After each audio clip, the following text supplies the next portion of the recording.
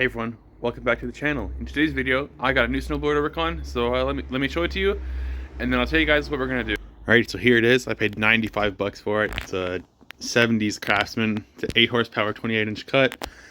And in today's video, we're gonna be removing the rust and painting it. So what I want to do first is remove things like the chute and the pan underneath, so we can get the rust off of those first and paint them. And then we're going to use the angle grinder sometime and tape. We're going to first of all tape up all the stickers, like that one, and these. And then we're going to use the angle grinder and wire brush all the rust off this, like the bucket and that up there. And we're also going to change the fuel tank because there's a crack right there, so that's easy. And also, the reason I'm okay with paying 95 bucks for this is because it already has new belts. It already runs, which is like big.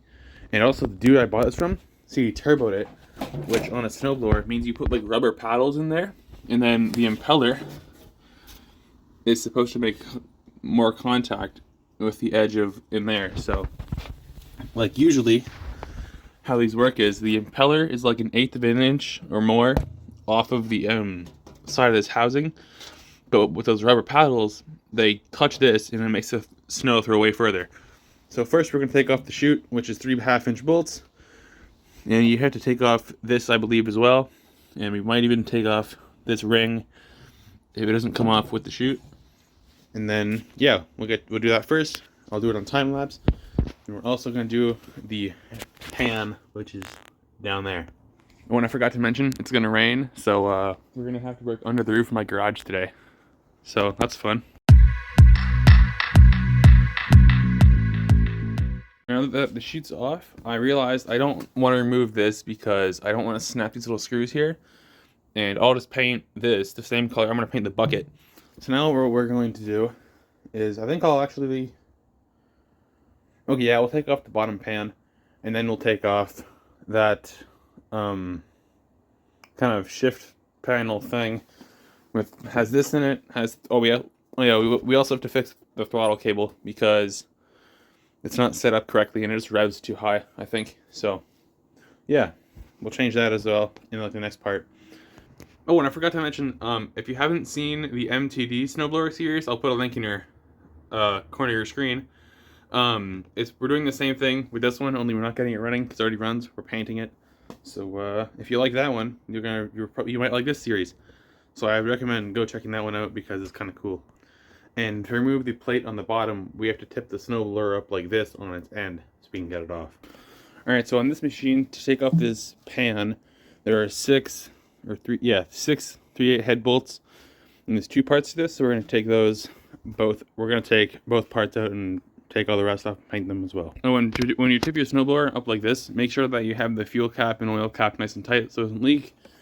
And to take these bolts out, I like to use a 1/4-inch ratchet. It's a lot easier. So basically go like this for all of them. I think one of them there's missing, but that's fine. Let's do this for both sides, and then the panel should come off. In the next part, when we do when we do more mechanics on this machine, we're also going to fix the tires because they don't hold air very well. All right, so I got the covers off. They're just down there on the ground. And, well, here's the drive disc. So, I thought it was okay because this thing drove fine, but we're actually going to have to replace that because it's all cracked. And if you can see here, it doesn't track straight. See, it's bent. Yeah, so we're going to take that out.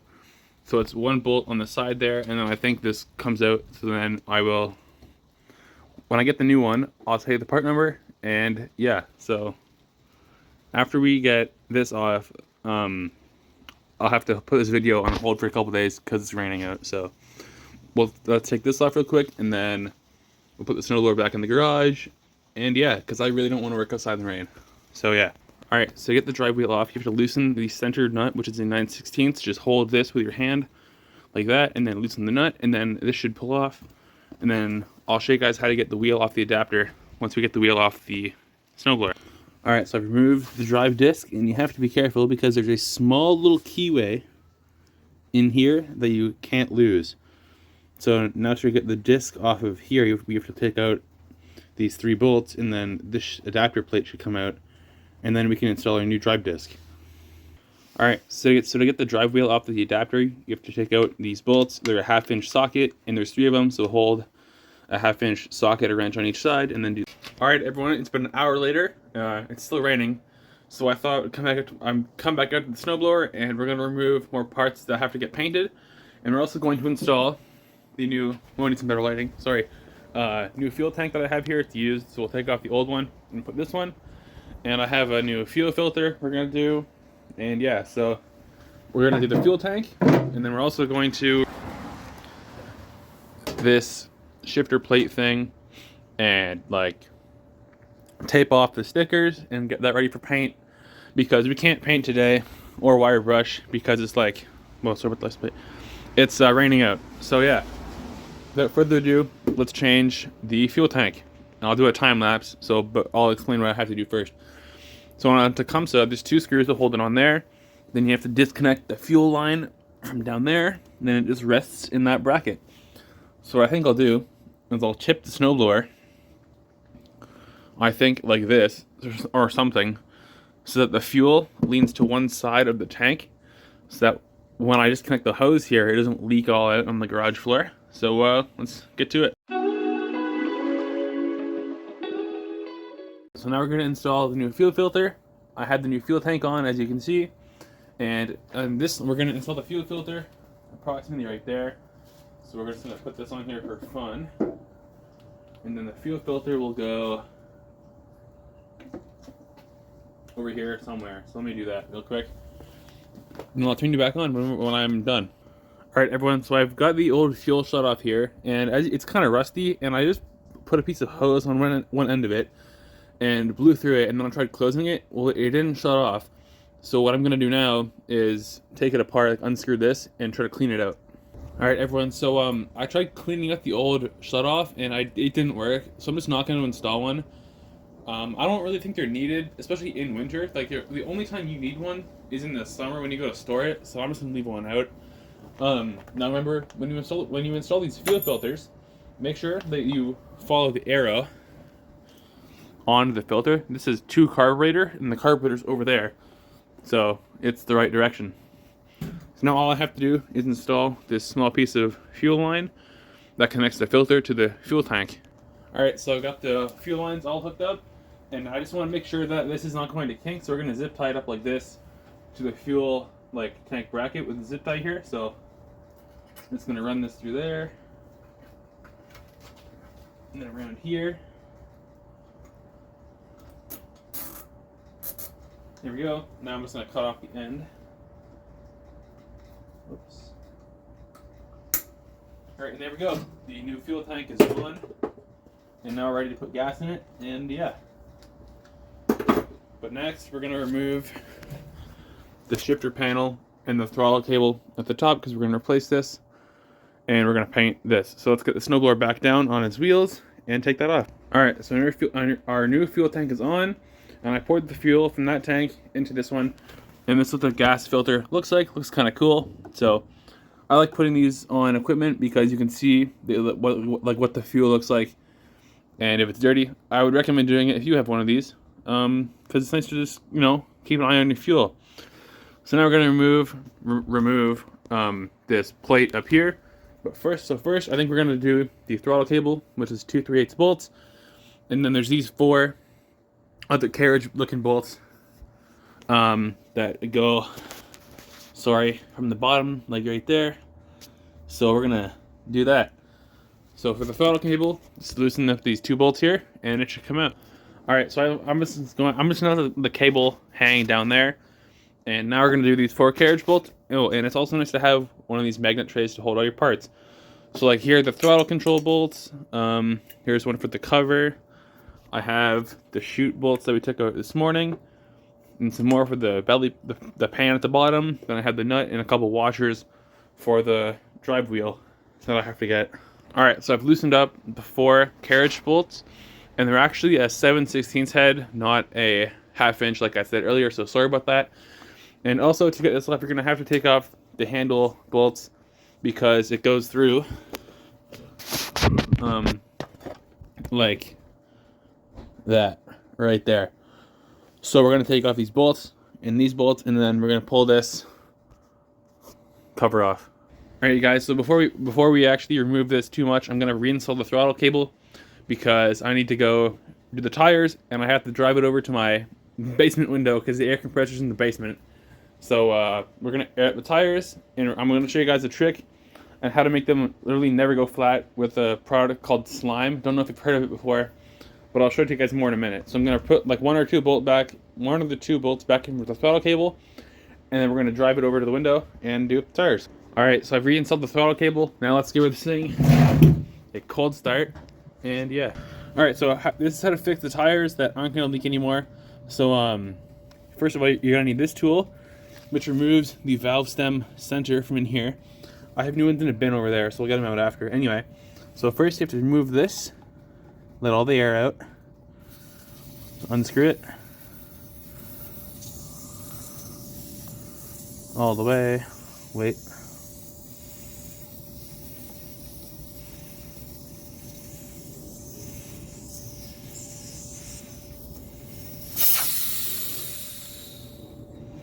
Here it is. So just put this aside. If you're going to reuse it, I'll put it up there.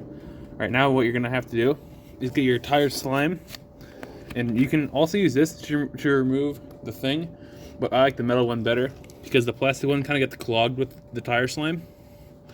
So put this on here, and then I'm going to squeeze in about half this bottle. Yeah, so squeeze in quite a bit. You can be liberal with it. And you're gonna have to somehow drive the snowblower around, or you can like wheel it back and forth on the driveway. So once you've done that, take this out. I'm gonna get a new valve stem center over here, and then put it in. Excuse me, and then tighten it with the little tool.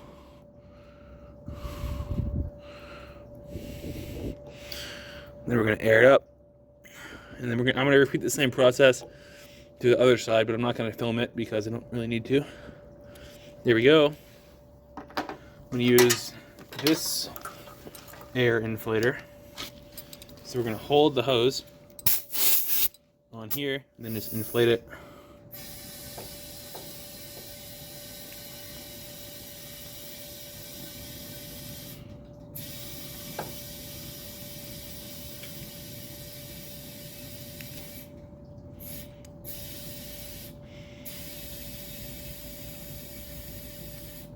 We'll go about that much PSI, then put the cap on. And I'm gonna do the same process to the other side, and then we'll pull this thing back in the garage and remove that shifter panel finally. All right, so now we can finally remove the panel. So I'm gonna remove the two throttle control screws, put them in here. So yeah. And this thing, I just started it off camera. It badly needed tune. The carburetor is so out of adjustment. Like it won't even run to the choke on, and I don't know, it just runs pretty bad, so it'll need some work, but nothing we can't handle.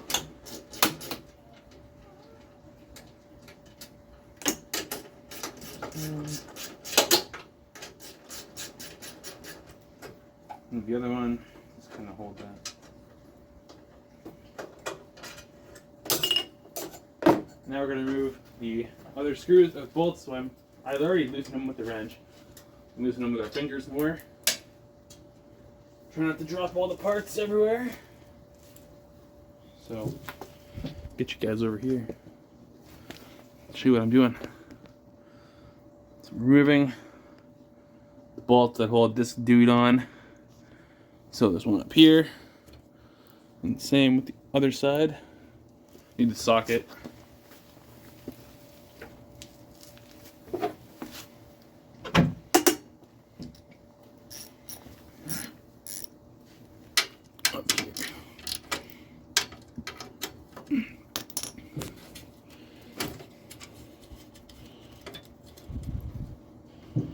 There we go. This one comes out, so we'll put the washer and nut back on it. I'll put that in there. Need to loosen this one over here. It's already loose.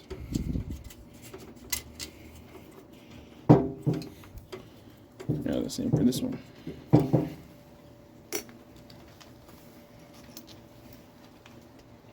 Alright, now you have to unscrew this and take off this little cap, I think. Yeah. Take off this cap. Get the pliers. So the little rubber cap's off the end of it. Now you can undo this the whole way.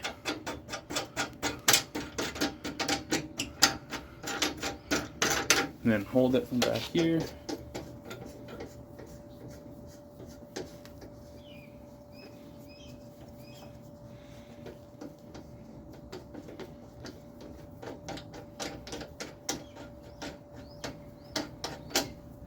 There we go. Now this should come out.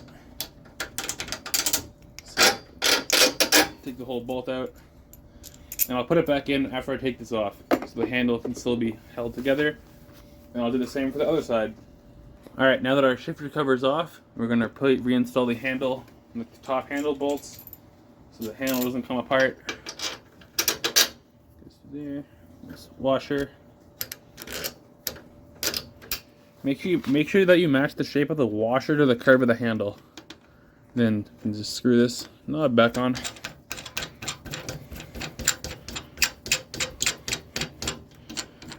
I'll do this for both sides, and then yeah. Alright, so now I think we can take those parts in the garage and tape off all the stickers and get them ready for paint. Alright, so now I have our painted, or like our pieces with stickers on them in here, because I want to dry them off and then cover up these stickers with tape so that when we wire brush it, we don't wreck the sticker.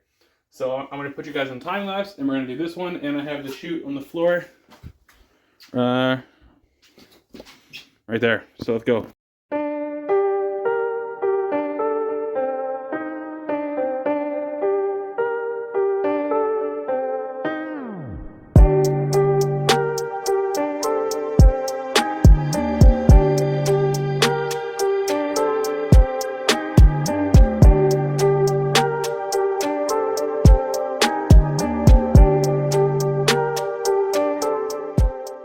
So as you just saw, I masked off the shifter plate in the chute.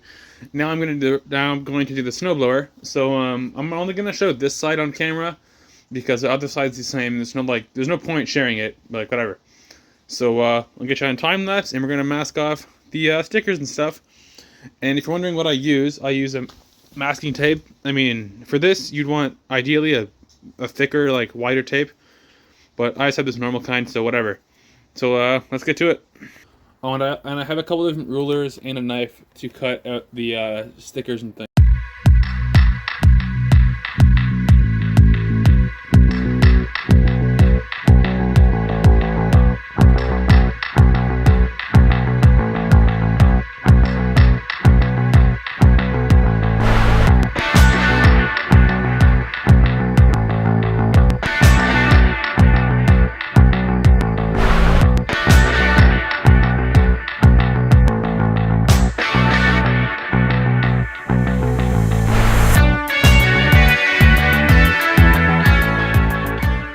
Hey guys, so it's the next day after school, and I've got a new drive disc, throttle cable for my teacher, so thanks, and I got a shift knob. And this is just how much the new wheel costs. Oh, I guess I should show it to you first. So here's the new one. Looks pretty good, as you can see here. Alright, so sorry about that. Anyway, as you can see, the new one is nice and smooth, and it's clean, where the old one's a little bit dirty, and it's all cracked like that. So you don't want that, because there's not going to be as much contact on the drive disc, which I'll show you guys when we go back outside. So compare this to that. See, it's a lot better. And now we're going to install this adapter plate on here, the new wheel. So let's do that.